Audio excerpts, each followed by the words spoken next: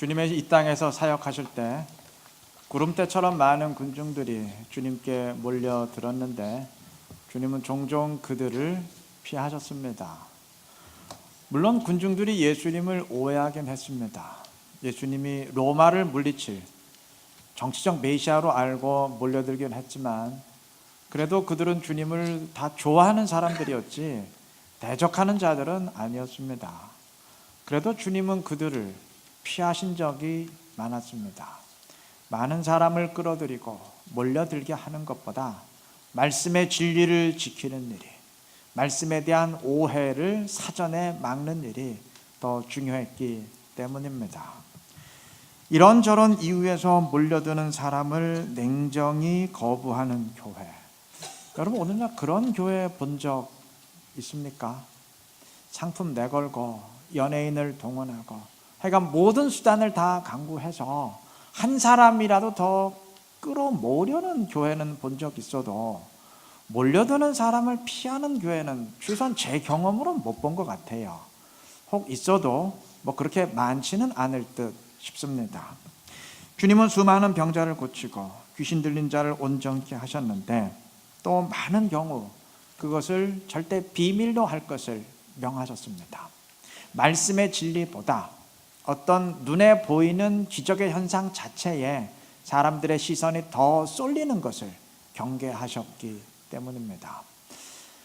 역시 오늘날의 교회는 어떨까요?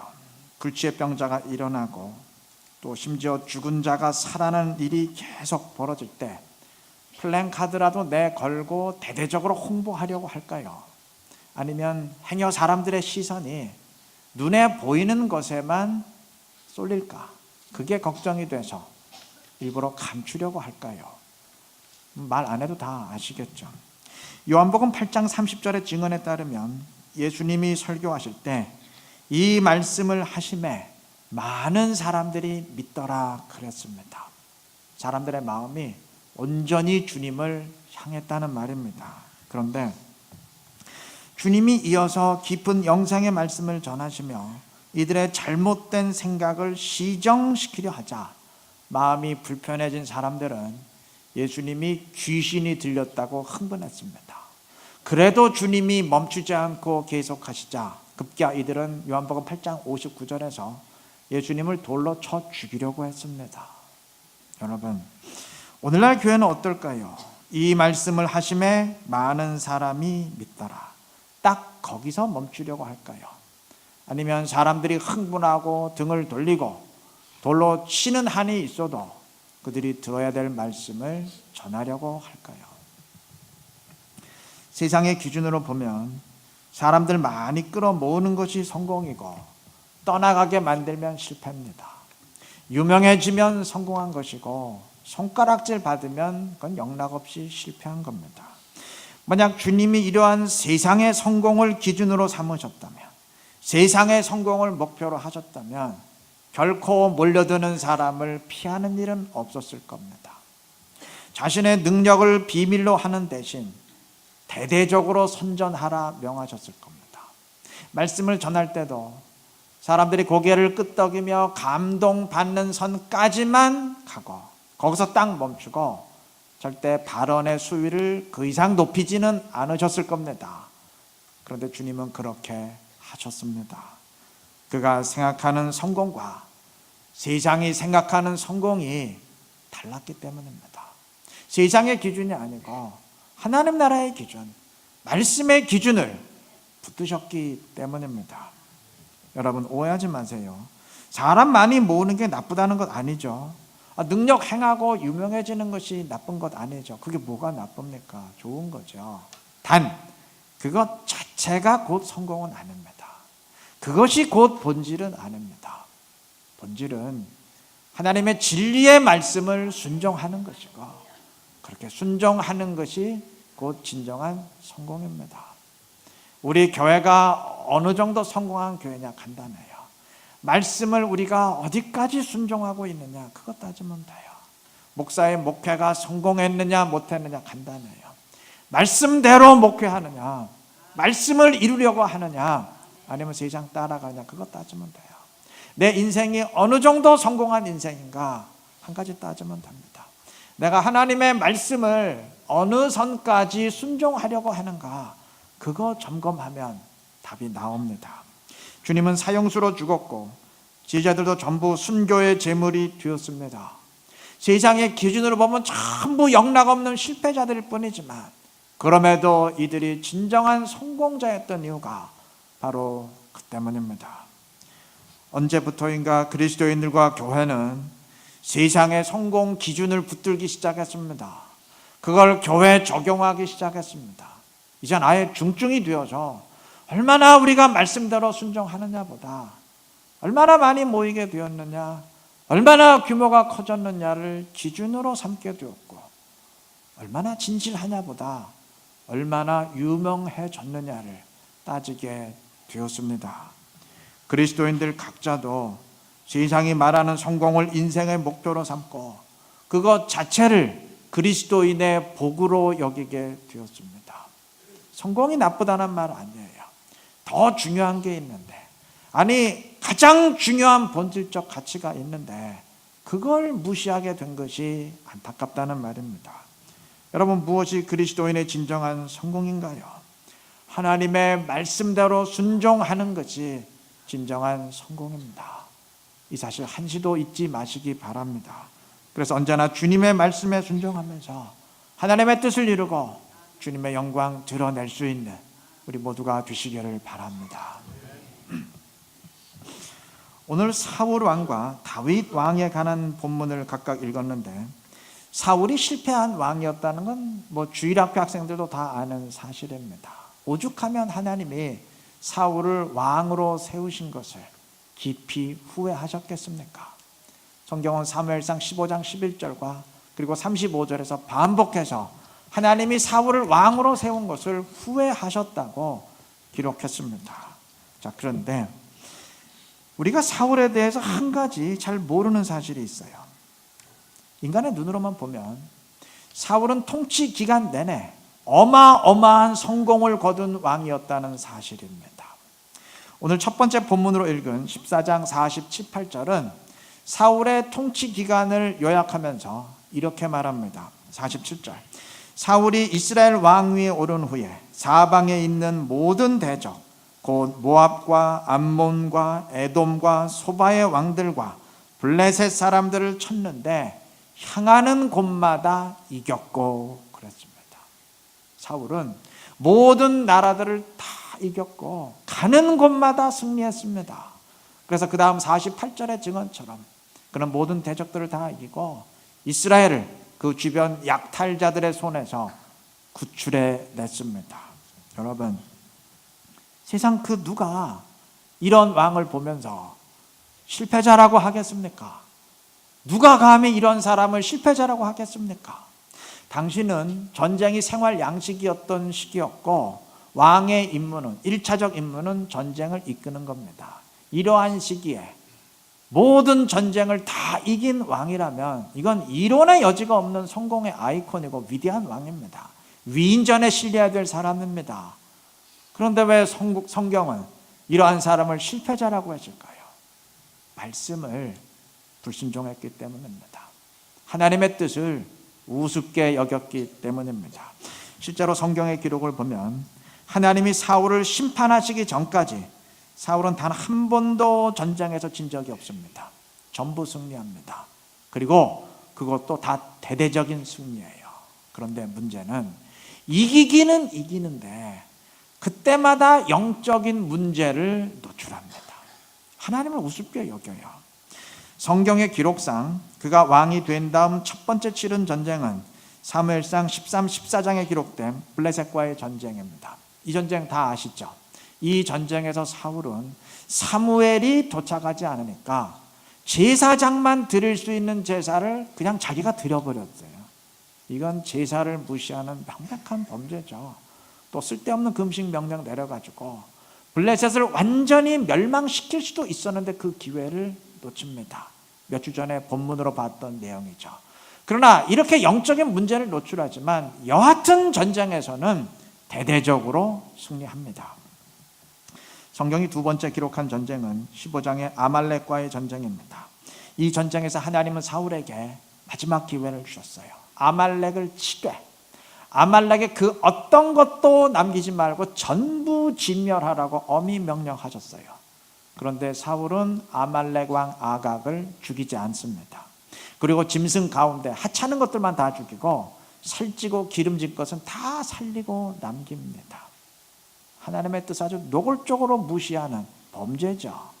그런데 여하튼 전쟁에서는 아말렉의 일반 병사들은 다 진멸하고 왕까지 생포했으니까 대대적인 승리죠. 이긴 크게 이겼어요. 그 다음 전쟁은 다윗과 골리앗으로 유명한 블레셋과의 전쟁입니다. 17장의 내용인데 이 싸움에서 소년 다윗은 하나님을 의지하고 골리앗과 맞서는 믿음을 보이는 반면 사울 왕은 그런 믿음을 전혀 보이지 못해요. 그래서 부들부들 떨고만 있었습니다. 그런데 여하튼 전쟁에서는 다윗이 골리앗을 제거해 주었기 때문에 대대적으로 승리합니다. 그러니까 하나님이 사울을 심판하시는 마지막 전쟁을 제외하면 이것이 전쟁 기록의 전부예요. 근데 사울은 모든 전쟁에서 다 이겼습니다. 이들 전쟁 외에 그 외의 전쟁에서도 오늘 본문의 증언처럼 다 이겼습니다. 그런데 이기긴 다 이기는데 그때마다 아주 심각한 영적인 문제를 드러냅니다. 하나님의 말씀을 노골적으로 무시합니다. 사울은 늘 이런 식입니다. 겉으로 보기에는 늘 성공하는데 그것이 하나님의 승리가 아니었어요. 하나님의 영광을 드러내는 승리가 아니고 오히려 하나님의 말씀을 짓밟고 하나님의 명예를 떨어뜨리는 승리였습니다. 성경은 사울의 이러한 모습을 첫 번째 본문 52절에서 한 구절로 묘사합니다.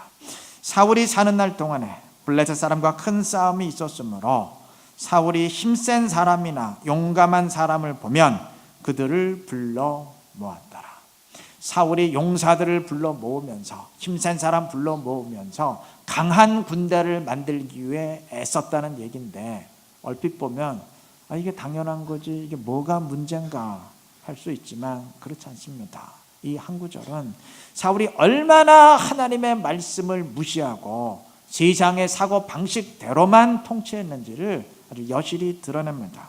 하나님은 이스라엘의 왕정 제도를 예고하시면서 앞으로 왕이 될 자가 반드시 지켜야 될 한 가지를 말씀하셨습니다. 신명기 17장 16절입니다. 왕된 자는 절대 말을 많이 두지 말고 말을 얻으려고 백성을 애굽으로 돌아가게 하지 말라 명하셨어요. 말을 많이 얻으려 하지 말라는 것은 기병부대, 전차부대 설치해서 강한 군대를 만들지 말라는 얘기입니다. 다시 말하면 강한 군대 만들고 군사력을 의지하는 통치하지 말고 오직 여호와만 의지하라는 의미예요. 그럼 전쟁을 어떻게 하나요? 그러면 나 여호와가 책임져 주겠다는 얘기예요. 전쟁은 내가 직접 이끌어 주겠다. 그러한 의미입니다. 자, 이 말씀에 비추어 보면 강한 군대를 만들고 그걸 의지하려는 사울의 정책이 얼마나 하나님의 말씀을 노골적으로 무시하는 정책인지 우리가 알 수가 있습니다. 그러나 하나님의 명령을 무시하는 차원을 넘어서 정반대되는 길로 나아갔어요. 그리고 또 한 가지, 하나님이 원하시는 이스라엘 나라는 은혜의 공동체입니다. 그래서 하나님은 힘없고 연약한 자, 즉 고아와 과부와 나그네들을 보살피는 나라를 이룰 것을 엄히 명하셨어요. 그리고 추수할 때도 다 거두지 말고 형편이 어려운 자들이 가져갈 수 있도록 좀 남겨놓을 것을 명하셨습니다. 심지어 형편이 정말 어려워서 땅마저 팔아야 됐던 자들도 일정한 기간이 지나면 아무 조건 없이 그 토지를 돌려받을 수 있는 그러한 나라를 이룰 것을 명하셨습니다. 한마디로 말해서 주님이 원하셨던 이스라엘 나라는 은혜의 나라였습니다. 자, 그런데 사울은 이러한 하나님의 뜻을 노골적으로 위배합니다. 자, 사울이 강한 군대를 만들기 위해서 힘센 용사들을 계속 불러 모았다고 했는데 그렇게 하려면 뭔가 그들에게 반대 급부가 있어야 될 것 아닙니까? 능력 있는 사람 스카우트 하려면 돈이 있어야 될 거 아닙니까? 그래서 사울은 힘없고 연약한 자들의 땅을 다 빼앗아서 그것을 강한 용사들에게 분배하는 정책을 폈습니다. 그래서 능력 있는 자들은 몰려들고 대신 힘없고 약한 자들은 울며 내쫓기고 그러한 나라를 만들었어요. 역시 하나님의 뜻과 완전히 반대죠. 힘없는 자를 보호하는 은혜의 나라 만들랬더니 이건 오히려 울며 내쫓는, 쫓기는 그러한 나라를 만들었습니다. 사울의 이러한 정책은 나름대로 성공적이었습니다. 아니, 대대적으로 성공했습니다. 강한 군대 만들었으니 그렇게 모든 전쟁마다 다 이기지 않았겠습니까? 그런데 겉으로는 참 승승장구하는 것 같았는데, 그야말로 성공한 왕인 것 같았는데 하나님은 탄식하셨습니다. 그가 만든 나라가, 사울이 만든 이스라엘이 하나님이 원하시는 나라가 아니었기 때문입니다. 그의 대대적인 성공에도 불구하고 하나님이 후회하시고 성경이 사울을 실패자로 규정한 이유가 그 때문입니다. 우리 모두 명심하십시다. 세상의 성공이 반드시 그리스도인의 성공이 되는 것 아니에요. 세상이 볼 때 성공한다고 그게 반드시 하나님이 인정하시는 성공이 아닙니다. 세상에서 성공하고 앞서면 안 된다, 그 말이 아니라는 건 다 아실 거예요.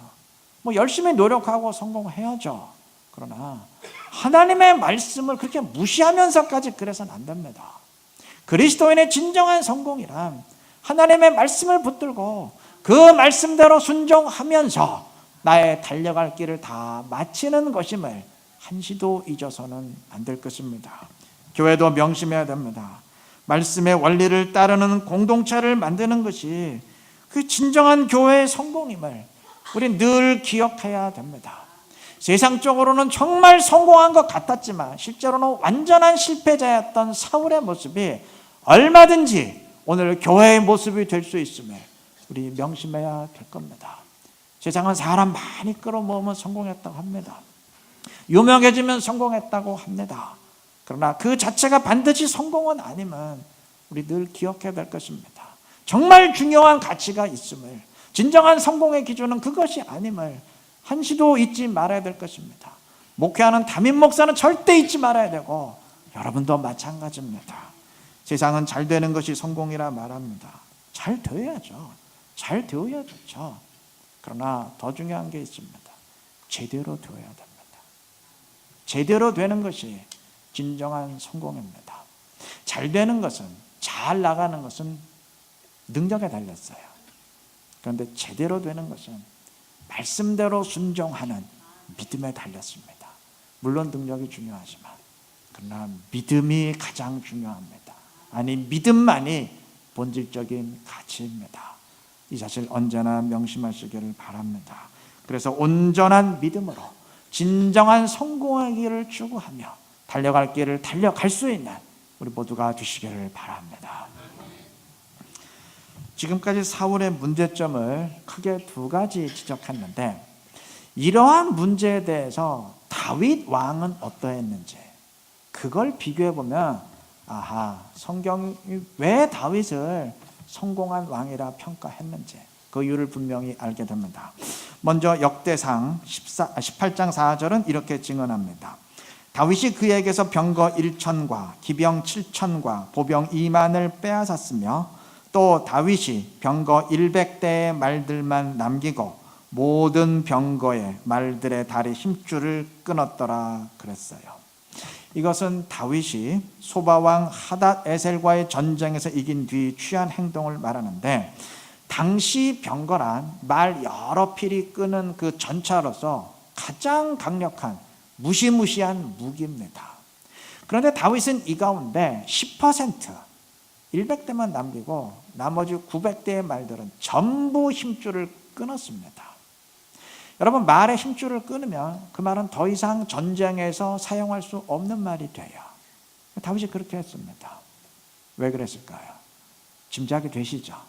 네. 하나님의 말씀대로 순종하기 위함입니다. 말을 절대 많이 얻으려 하지 마라.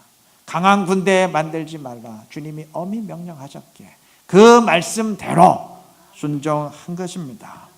이 앞에 구절을 보면 1절에 3절을 보면 다윗이 블레셋과 전쟁하고 또 모압과 전쟁하고 또 계속 전쟁의 기록이 이어집니다.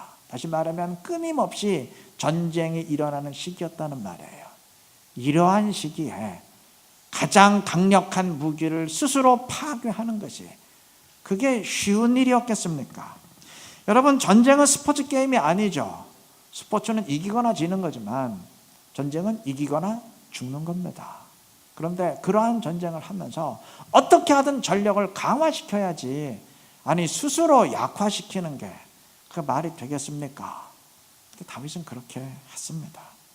세상이 날 미쳤다 할지라도, 설령 전쟁의 패배에서 생명을 잃는다 할지라도 나는 여호와의 말씀대로 하겠다, 이런 믿음이 있었기 때문입니다. 다윗에겐 망하면 망하리로다, 죽으면 죽으리로다, 그런 신앙이 있었습니다. 사울과 정반대죠. 오늘 두 번째로 읽은 30장 18절에서 25절은 설명이 좀 필요한데, 다윗이 왕이 되기 전 시글락이라는 곳에서 겪은 사건입니다.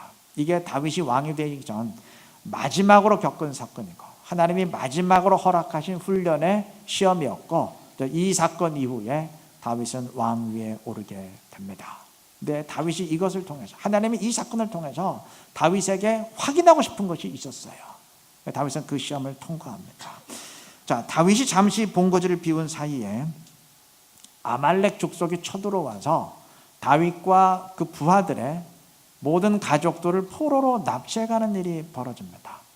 자, 이 일을 안 다윗은 부하들과 함께 부지런히 아말렉을 추격하는데, 부하 600명 가운데 200명이 힘이 약해서 끝까지 아말렉을 추격하지를 못했어요. 그래서 부솔 시내가라는 곳에서 그냥 낙오가 되었습니다. 그리고 나머지 400명만 전쟁에 참여해서 아말렉을 격파하고 승리를 거둡니다. 그래서 납치되었던 처자식들도 다 찾아오고 또 전리품도 챙겨오고 해피엔딩이었어요. 그런데 문제가 발생합니다.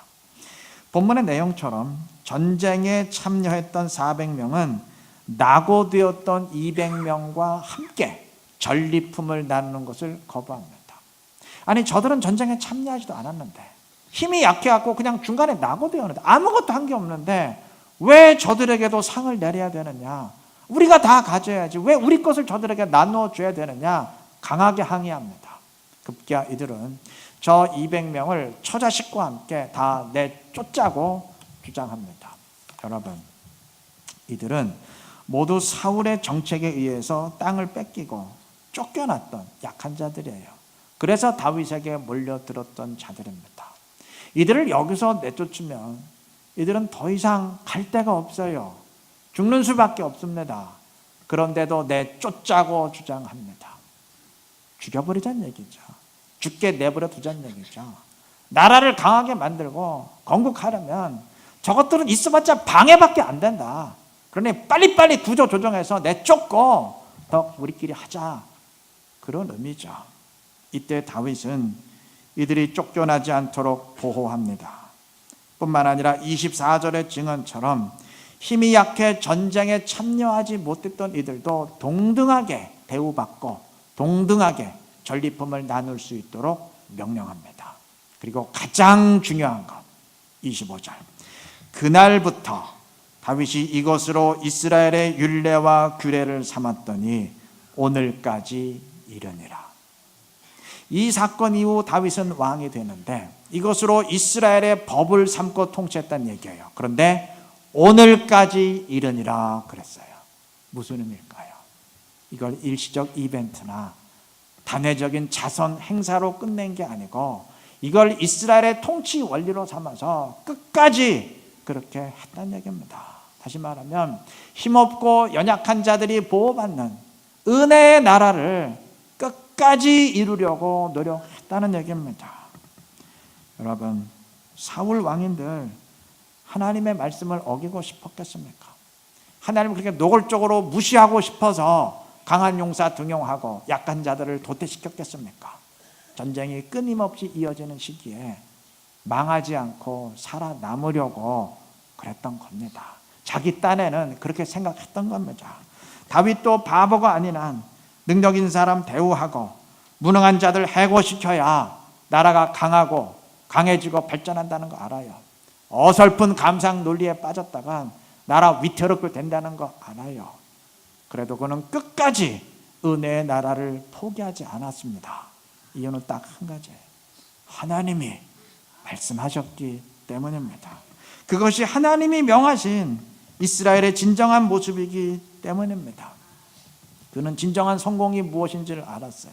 그는 강한 나라를 만들고 유명해지고 위용을 떨치는 것이 진정한 성공이 아니고 하나님의 말씀대로 하는 것이 그게 진정한 성공이라는 것을 알았습니다. 그래서 그는 그러한 나라를 이루려고 했던 겁니다. 여러분, 그러했기에 그는 망하면 망하리로다, 죽으면 죽으리로다 라는 신앙으로 끝까지 말씀을 순종했던 겁니다. 우리가 알다시피 다윗에게도 심각한 범죄가 있었습니다. 오늘날로 따지면 그는 평생 교도소에 가 있어야 될 그러한 사람이었어요. 그럼에도 하나님이 다윗을 귀히 여기셨던 데에는 다 그만한 이유가 있었던 겁니다. 사울도 전쟁을 다 이기며 성공했고 다윗도 그러했습니다. 세상이 볼 땐 사울도 성공한 왕이고 다윗도 성공한 왕이에요. 그런데 하나님의 평가는 극과 극으로 달랐습니다. 여러분, 세상이 말하는 성공이 곧 하나님의 자녀의 성공이 자동적으로 되는 것 아닙니다. 우리 명심하십시다. 하나님 백성으로서 성공과 실패의 기준을 올바로 하시기를 바랍니다. 그래서 하나님의 진리의 말씀을 늘 순종하면서 진정한 성공을 추구하고 그것을 위해서 나의 달려갈 길을 다 달려갈 수 있는 신실하고 지혜로운 우리 모두가 되시기를 주님의 이름으로 축원합니다.